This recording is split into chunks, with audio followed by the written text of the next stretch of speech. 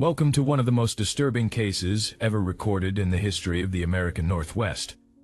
Before we begin, I invite you to leave in the comments where you are watching from and the exact time you are listening to this narration. We are interested in knowing which places and what times of day or night these documented accounts reach. In the winter of 1912, 27 men ventured into the dense forests of northern Montana near the Canadian border. The fur trapping and logging industries were experiencing a boom, drawing ambitious men to the untamed wilderness with promises of fortune that could set up a family for life. Their expedition, organized by the Blackfoot Trading Company, was meant to establish a winter camp for trapping and surveying potential logging sites. These were not novices or city folk playing at frontier life. These were experienced woodsmen, hunters, and trappers who had survived multiple Montana winters. They were well equipped with the best gear available in 1912, well supplied with food to last until spring, and led by a man who had organized similar expeditions for over 20 years without losing a single person. Yet within 3 months, only 9 men would emerge from those woods. 18 men vanished without a trace, leaving behind a camp that was found perfectly intact, supplies untouched, and no signs of struggle or violence. The 9 survivors refused to speak coherently about what happened during those months isolated in the wilderness. When pressed by authorities, their accounts were so varied and contradictory that investigators suspected either mass delusion or deliberate concealment of terrible crimes. What follows is a reconstruction based on fragments of journals, territorial records, newspaper archives, and testimonies that emerged years later when the survivors, believing themselves near death, finally spoke of what they witnessed in the frozen forests of Montana during the winter of 1912. The official explanation, recorded in Montana State Archives, attributed the deaths to exposure, predator attacks, and possible conflicts with isolated groups of hostile natives. Yet, weather records show that winter was unusually mild by Montana standards. The local Blackfoot people had maintained peaceful relations with trappers for decades and had no known camps in that region, and the bodies of the 18 missing men were never found, despite extensive searches conducted when the snow melted in spring. Something else happened in those woods, something the survivors worked desperately to hide. This is the story of the Blackfoot Trading Company expedition and the terrible secret that has remained buried in the Montana wilderness for over a century. Great Falls, Montana was a frontier town in 1912, its population swelling with the influx of workers supporting the mining, logging, and agricultural industries transforming the region. The town sat at the confluence of the Sun and Missouri rivers, a strategic location that made it a natural hub for commerce and transportation. During winter, when the high mountain passes closed, Great Falls became even more important as a staging ground for winter expeditions into the wilderness. The Blackfoot Trading Company had been established in 1891 by a Scottish immigrant named Duncan MacLeod. MacLeod was a shrewd businessman who understood that Montana's resources, fur, timber, and minerals could make a man wealthy if he was willing to endure the harsh conditions and take calculated risks. By 1912, his company operated several trading posts across northern Montana and employed over 100 men in various capacities. MacLeod himself rarely ventured into the field anymore, preferring to manage operations from his comfortable office in Great Falls. For wilderness expeditions, he relied on men he had trained personally, men who understood the land and the dangers it presented. The expedition leader was James Crawford, a 48-year-old Canadian who had been trapping in Montana since 1887. Crawford was known throughout the territory as one of the most capable wilderness guides available. He was methodical, cautious, and possessed an almost supernatural ability to read weather patterns and animal behavior. In 25 years of leading expeditions, he had never lost a man under his command. McLeod trusted him completely and paid him well for that reliability. The other 26 men were carefully selected from among the company's most experienced workers. There was Thomas Whitfield, Crawford's second-in-command, a quiet man of 40 who had spent his entire adult life in the wilderness. Samuel Morrison, the expedition's cook and medic, who carried a well-worn medical kit and knew how to treat everything from frostbite to bear maulings. William Harper and Daniel Foster, expert trappers who could read animal signs like other men read newspapers. John Matthews, a skilled carpenter who could build structures capable of withstanding Montana winter conditions, and 21 others, each chosen for specific skills that would contribute to the expedition's success. They departed Great Falls on November 15, 1912, traveling by wagon train until the terrain became too difficult, then continuing on foot and with pack horses. Their destination was a valley Crawford had discovered 2 years earlier, approximately 80 miles northwest of Great Falls, near what is now Glacier National Park. The valley, which Crawford called Whitewater Basin for the snow-fed stream that ran through it, offered everything needed for a successful winter operation. Ample game for food, dense forests of pine and fir providing both shelter and timber, and plentiful streams where beaver and otter could be trapped. Most importantly, the valley was isolated enough that they would have no competition from other trapping operations. The journey to Whitewater Basin took 12 days through increasingly difficult terrain. Crawford's journal, one of the few complete documents recovered from the expedition, describes the journey in his characteristic spare prose.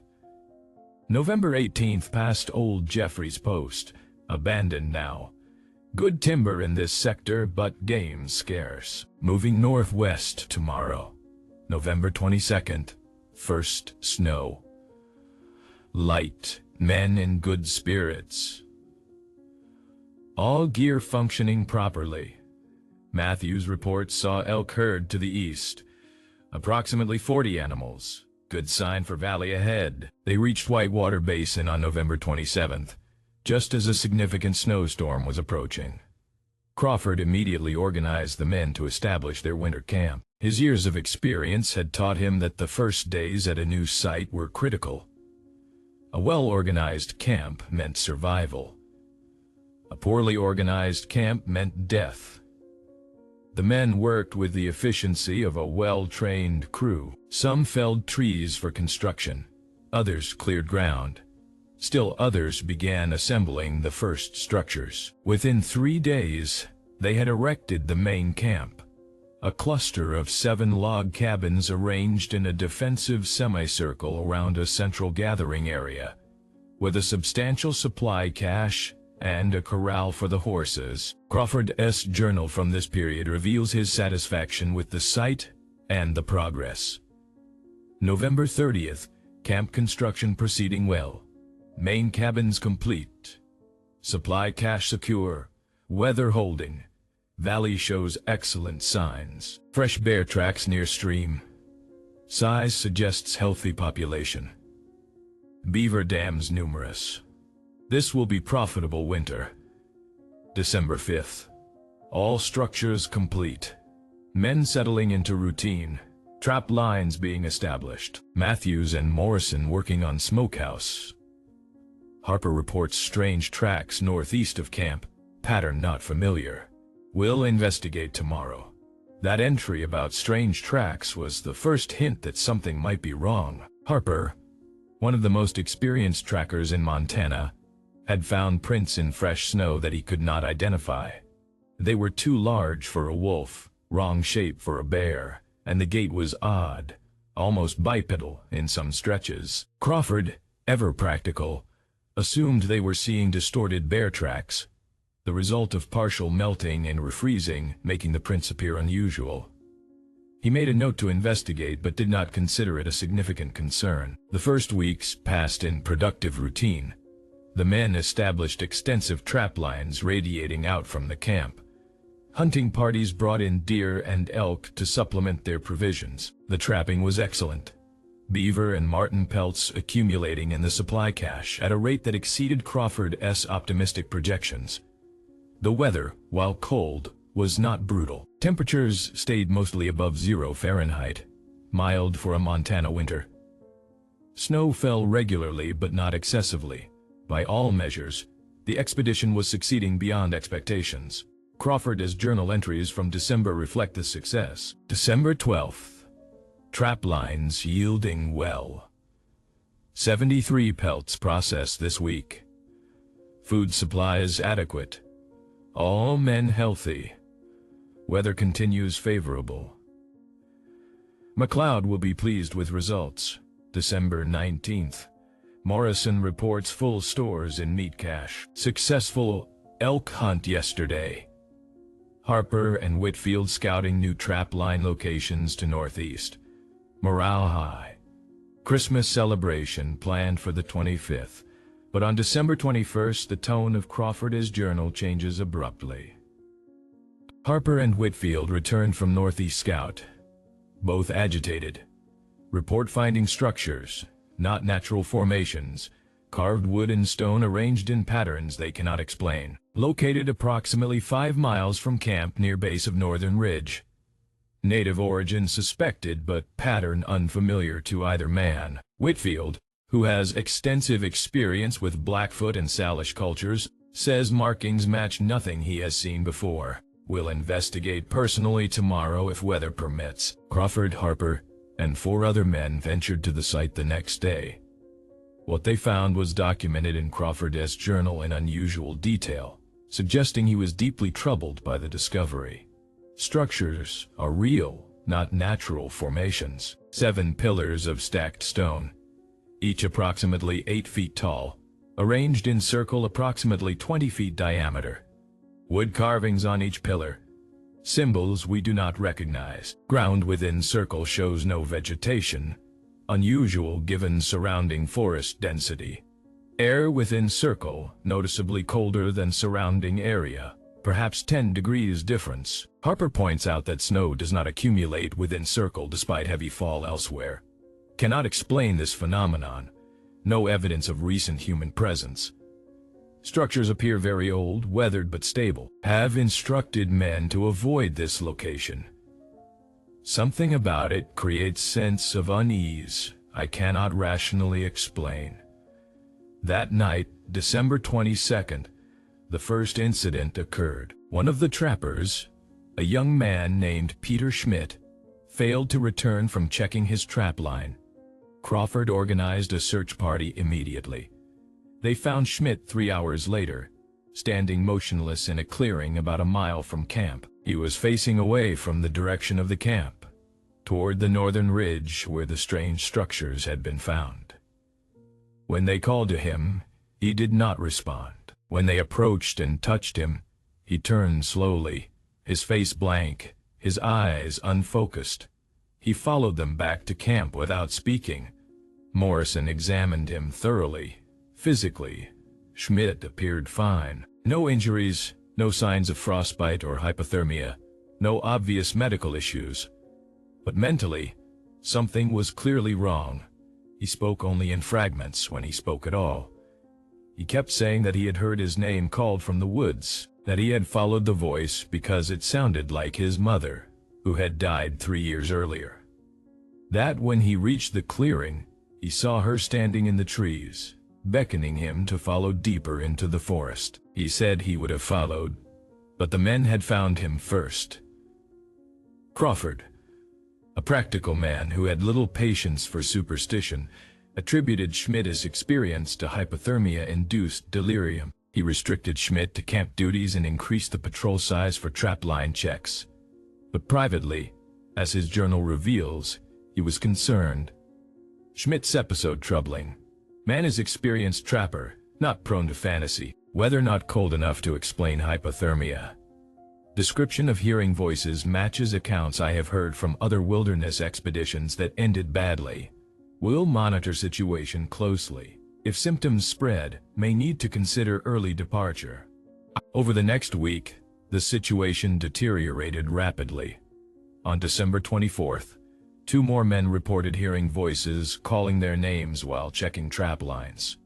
Both described the voices as belonging to deceased family members. Both said the voices came from the direction of the northern ridge. On Christmas Day, despite Crawford's attempts to maintain morale with a celebration, the mood in camp was tense. 3 men requested to be included in the first group returning to Great Falls whenever that might be. Crawford noted in his journal, "Men becoming uneasy. Cannot fault them. I am uneasy myself. This valley, which seemed perfect, now feels oppressive. The forest too quiet. Game has become scarce over past week. Trap lines yielding less. Something has changed, though I cannot identify what." December 27th brought the first disappearance. William Harper, the experienced tracker who had first discovered the strange tracks, left camp before dawn to check his northern trap line. He never returned. Crawford led a search party that tracked Harper's prints for 3 miles through the snow. The tracks were clear and easy to follow, showing Harper walking at a normal pace, stopping occasionally to check traps. Then, in a clearing not far from where Shouldnt had been found, the tracks simply stopped. Not gradually, not showing signs of struggle or of Harper changing direction. They simply ended in the middle of the clearing, as if Harper had vanished into thin air or had been plucked straight up from the ground. The search party spent 6 hours combing the area. They found no additional tracks, no signs of violence, no blood, no torn clothing. Harper had simply ceased to exist at that spot in the snow. Crawford, deeply shaken, called off the search as darkness approached. His journal entry that night is brief and tense. Harper gone. Tracks end without explanation. No rational answer for disappearance. Men frightened. I am frightened. Something wrong with this valley. Something very wrong. We'll begin preparations for evacuation. We leave in 3 days regardless of pelt count or weather, but they would not get 3 days. That night, December 27th, the camp experienced what Crawford described as an assault on their sanity. Around midnight, the men were woken by sounds from the forest. Not animal sounds, but human voices calling to them. Each man heard his own name, spoken in familiar voices. Mothers, fathers, wives, children, friends long dead. The voices came from all directions, surrounding the camp, calling and calling through the winter darkness. Crawford ordered all men to remain in the cabins with rifles ready. For 3 hours, the voices continued. Sometimes they would sound distant, barely audible over the wind. Sometimes they would sound close, as if the speakers were just outside the cabin walls. Several men broke down, weeping or shouting at the voices to stop. Thomas Whitfield, Crawford's reliable second-in-command, tried to open a cabin door to confront whatever was out there. It took 3 men to restrain him. When dawn finally came, the voices stopped. The men emerged cautiously into morning light that seemed unnaturally bright after the long night. What they found made several men refuse to go any further. During the night, something had been in the camp. Tracks in the fresh snow showed that multiple figures had walked between the cabins, around the supply cache, through the corral where the horses stood trembling and wild-eyed. But the tracks were wrong. They started at the tree line, walked through the camp, and returned to the forest. But they did not go into or out of the forest. They started and ended at the tree line, as if the makers of the tracks had materialized at the edge of the clearing and vanished back into nothingness at the same boundary. And the tracks themselves were deeply disturbing. They resembled human footprints in general shape, but were too long, too narrow, and showed no definite toe impressions. The stride length was too great for a human walking normally, and most unsettling, the depth was inconsistent. Some prints pressed deep into the snow as if made by something very heavy. Others barely made an impression, as if made by something with almost no weight at all. Crawford made the decision immediately. They were leaving. Not in 3 days, but now. Within 2 hours, they had packed essential supplies and abandoned everything else. The hundreds of pelts they had collected, the carefully constructed cabins, the established trap lines, all left behind. Survival was the only priority. Crawford organized the men into a single group, reasoning that staying together offered the best chance of safety. They would march directly south, back the way they had come, and reach Great Falls as quickly as possible. The retreat began at noon on December 28th.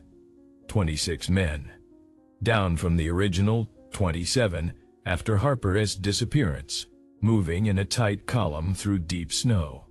Crawford's journal from the journey reveals increasing desperation. December 28th, afternoon. Making slow progress. Snow deeper than on journey in. Men exhausted and frightened. I push them hard. Must reach lower elevations before dark. Cannot spend another night in this valley. Something is following us. Can see movement in trees paralleling our path. Hear sounds behind us, twigs breaking, snow crunching, but when we turn to look, nothing visible. This morning, Schmidt reported seeing Harper walking among the trees, watching the camp. Others claimed to see him too. I saw nothing, but I believe they saw something. Whether it was truly Harper or something else, I cannot say. They did not make it out of the valley before dark. As the winter sun set early, around 5 p.m., Crawford was forced to halt and establish a temporary camp. They had no tents, just what they carried on their backs. They built large fires and arranged themselves in a defensive circle. Crawford posted guards in shifts, 4 men at a time watching the darkness while the others tried to rest. No one slept. The voices returned as soon as darkness fell, calling names, pleading for help, sometimes speaking in threatening tones. And throughout the long night, the men could see figures moving just beyond the firelight. Shapes that walked upright like men, but moved wrong, too fluid or too jerky, never quite visible enough to make out clearly. At one point during the night, one of the guards, Daniel Foster, raised his rifle and fired at a shape that had come very close to the circle of light. The rifle's muzzle flash illuminated the figure for a split second. Several men reported seeing it clearly. It looked like Harper, they said, but the proportions were wrong, the limbs too long, the head at an odd angle, and the eyes reflected the light like an animal size, not red but a pale, dead white. The figure disappeared when the shot was fired. They found no blood or body in the morning, just more of those strange, inconsistent tracks. Morning brought relief and new horror in equal measure. The relief came from surviving another night. The horror came when Crawford did a count and discovered that 3 men were missing. Peter Schmidt, who had been the first to experience something strange in these woods. Samuel Morrison, their medic and cook, and Thomas Whitfield, Crawford's trusted second in command. 3 men gone from the center of a defensive circle surrounded by others, and no one had heard anything. No sounds of struggle, no cries for help, no indication that anyone had left the circle. They had simply vanished during the night while dozens of other men sat within feet of them. Crawford's journal entry for December 29th is the longest he wrote during the ordeal. Rational explanation impossible. 3 men gone from middle of our group. I cannot accept that they walked away willingly without anyone noticing. Must conclude they were taken. But by what? And how? We saw shapes in darkness. We fired at them. But what are they? Native peoples using tactics to drive us from their territory. Does not match any known methods. Animals, no animals behave this way. Something else then. Something I lack framework to understand. Remaining men near breaking point. Some suggest we separate that smaller groups might evade whatever is hunting us. I refuse this suggestion. Separation means death. We stay together. We move quickly. We do not stop until we reach Great Falls or until we are all dead. They marched hard through December 29th and 30th, pushing themselves beyond normal endurance. Men collapsed from exhaustion and were helped up by others. Equipment was abandoned to move faster. Food was eaten cold to avoid stopping for fires. Crawford drove them mercilessly, understanding that their only chance was to outpace whatever was following them. His journal notes that the weather remained unusually mild, which he saw as both blessing and curse. Blessing because the lack of extreme cold meant they could survive without proper shelter. Curse because it meant that whatever was following them could also travel easily through the snow. On the night of December 30th, unable to march further without rest, they stopped again. This time, Crawford ordered the men to remain awake in shifts, with half the group alert at all times. But exhaustion betrayed them. Despite their best efforts, men fell asleep at their posts. When dawn came on December 31st, 6 more men were gone. 6 men vanished during a night when half the group was supposed to be watching the other half. The remaining 17 men were breaking down mentally. Some wept openly. Others stared at nothing, their minds retreating from a reality too horrible to process. 3 men begged Crawford to shoot them, preferring a quick death to whatever fate awaited them in these woods. Crawford refused. In his journal he wrote, "Will not give in to despair. Will not surrender. If we are being hunted, then we fight. If we are being played with, then we deny them sport. We move. We survive. Some of these men will see Great Falls again. I swear it. Though I suspect I will not be among them."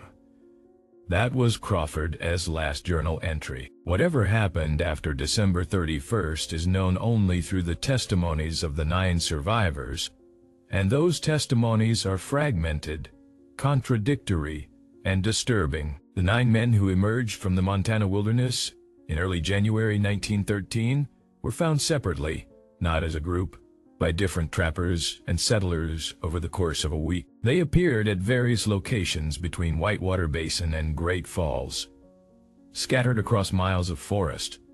Their physical condition was poor but not critical. They showed signs of frostbite, malnutrition, and exhaustion, but nothing that could not be explained by a difficult winter journey.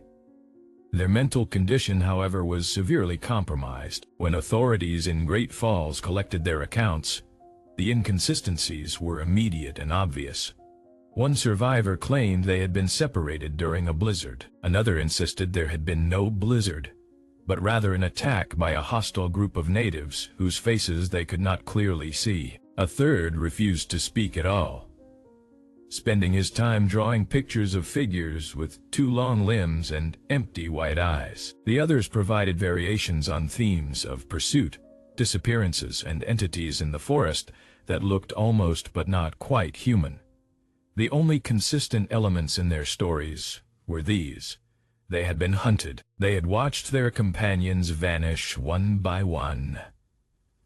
The things in the forest could mimic human voices and human appearances, and by the time the group had been reduced to 9, the pursuit had stopped. It was as if whatever had been following them was satisfied with taking 18 men and allowed the remaining 9 to leave as witnesses or warnings. Duncan MacLeod, owner of the Blackfoot Trading Company, was furious about the loss of men and equipment. He demanded a full investigation and personally funded a recovery expedition to return to Whitewater Basin and retrieve the cached supplies and any bodies that might be found. The recovery party, led by an experienced guide named Robert Hansen, departed Great Falls in late February 1913 when the weather had improved. Hansen's party reached Whitewater Basin after a difficult 10-day journey. What they found there was recorded in Hansen's official report. The camp was exactly as Crawford had left it. Cabins intact, supply cache untouched, pelts still hanging to dry, equipment lying where it had been abandoned. But there were no bodies, no signs of violence, No indication of what had caused Crawford to order such a hasty evacuation. The camp simply looked like men had walked away one day and never returned. Hansen's party spent 3 days searching the area. They found the stone structures Crawford had described, though Hansen noted that they seemed older and more weathered than Crawford's description suggested. They also found something Crawford had not mentioned, or perhaps had not found. Deep in the forest, nearly 7 miles north of the camp, they discovered a clearing that should not have existed. The trees surrounding it were ancient, hundreds of years old, growing in a perfect circle around bare ground, where nothing grew and nothing would grow, as if the earth itself was dead or poisoned. In the center of this clearing were wooden stakes driven into the ground. Hansen counted 18 stakes arranged in a pattern he could not decipher. Hanging from some of the stakes were items that the recovery party recognized: a coat that had belonged to William Harper, a knife that Thomas Whitfield always carried, a distinctive hat that Peter Schmidt had worn, personal items from the missing men displayed like trophies or markers. Hansen ordered an immediate retreat. His report states, "The discovery of personal effects in this location suggests that the missing men met their end here, though no remains were found, and the nature of their deaths cannot be determined from the evidence. The arrangement of the items and the condition of the clearing suggest deliberate human activity, though the purpose is unclear. I strongly recommend that this valley be designated off-limits for future company operations. The psychological effect on my men has been severe. 3 refused to remain in the valley after this discovery. I do not blame them. There is something profoundly wrong about this place that defies rational explanation." MacLeod, pragmatic businessman that he was, accepted Hansen's recommendation. Whitewater Basin was removed from company maps and declared unsuitable for operations. The camp and all its contents were abandoned, written off as a business loss. The company officially reported that the 18 men died due to exposure and probable wildlife attacks during an unusually harsh winter. Insurance claims were processed. Families received death benefits. The matter was closed, but the story did not end there. Over the following decades, there were periodic reports from trappers and hunters who ventured into that region of Montana. They spoke of finding the old camp, cabins slowly collapsing, reclaimed by the forest but still recognizable. Some reported hearing voices calling from the woods, always at night, always in winter. Others claimed to see figures moving among the trees. People who walked wrong and whose faces, when glimpsed, were familiar yet wrong. Most disturbing were the reports of the clearing with the stakes. Multiple groups claimed to have found it, though coordinates varied, suggesting either different clearings or something stranger still. Each group reported the same thing: stakes in the ground, always 18 of them, sometimes with items hanging from them, sometimes bare.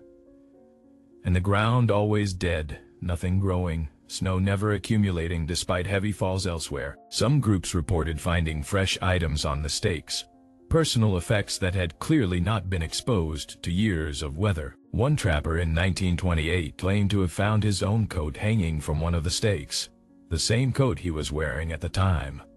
The 9 survivors of the expedition scattered after giving their statements to authorities. Most left Montana entirely, unable to live in proximity to the wilderness that had taken their companions. Only 2 remained in the state, and they lived in towns, refusing to venture into wild country even briefly. Of the 9, 7 died within 10 years of the expedition, most by suicide or under questionable circumstances. One was found frozen to death in an alley in Butte, Montana in 1915, though witnesses said he had been behaving strangely, speaking to people who were not there, and had walked deliberately into the alley during a blizzard, as if following someone. Only 2 survivors lived to old age, both becoming recluses in their later years. One of them, a man named Charles Hendricks, gave a detailed interview to a folklore researcher in 1954. Shortly before his death, the interview, preserved in the Montana Historical Society archives, provides the most complete account of what the survivors believed they had encountered in Whitewater Basin. According to Hendricks, the expedition had awakened something in those woods. He used the word awaken specifically, suggesting that whatever they encountered had been dormant or inactive until the men arrived. He said that when Harper found the stone structures, he had touched one of the pillars, and that was when things began to go wrong. The structures, Hendricks claimed, were markers or seals, warnings to stay away from the northern part of the valley. He described the things that had hunted them as wearing the forms of men but not being men. They could mimic appearances and voices with perfect accuracy, but there were always small errors. A movement that was too smooth, an expression that did not quite fit, eyes that reflected light in ways human eyes should not. He said the things preferred to hunt during winter because the cold and darkness gave them advantages. They fed on something beyond physical flesh, though he could not articulate what. Fear, perhaps, or life force, or something else entirely. Most chilling was Hendricks' claim about the clearing with the stakes. He said that was where the taken men were kept, not their bodies but their essence, their spirits or souls, or whatever remained of their consciousness after death. The stakes were anchors, he said, binding them to that place, preventing them from moving on to whatever came after death. The items hanging from the stakes were lures, meant to draw others into the clearing where they too would be taken and bound. When asked why he and 8 others had been allowed to survive, Hendricks' response was chilling. "We were messengers. They let us go so we would tell others what happened, so we would spread the warning. Stay out of those woods in winter. Do not touch the stone markers. Do not follow voices that call your name. Do not trust faces you recognize in the darkness. They want people to know this, to fear it, because fear attracts them. The more people who know the story and fear it, the stronger they become. We were not survivors. We were part of their plan all along." Hendricks died 3 days after giving this interview. His death was attributed to natural causes, complications from pneumonia. But the researcher who conducted the interview noted that Hendricks seemed perfectly healthy during their conversation and showed no signs of illness. He also noted that on the night Hendricks died, he had called the police to report that he could see figures standing outside his window, people with 2 long limbs and white eyes waiting for him. The police found no evidence of intruders. They found Hendricks dead in his bed, his face frozen in an expression of absolute terror. The Montana wilderness where Whitewater Basin lies is now part of Glacier National Park. The area is accessible to hikers and campers during summer months, though few venture into the most remote sections. Park rangers report occasional oddities. Hikers who claim to have heard voices calling their names. Campers who report seeing figures moving among the trees at night. Personal items that go missing and then reappear in strange locations. Most rangers attribute these reports to isolation, wildlife encounters, and the natural human tendency to assign meaning to random events.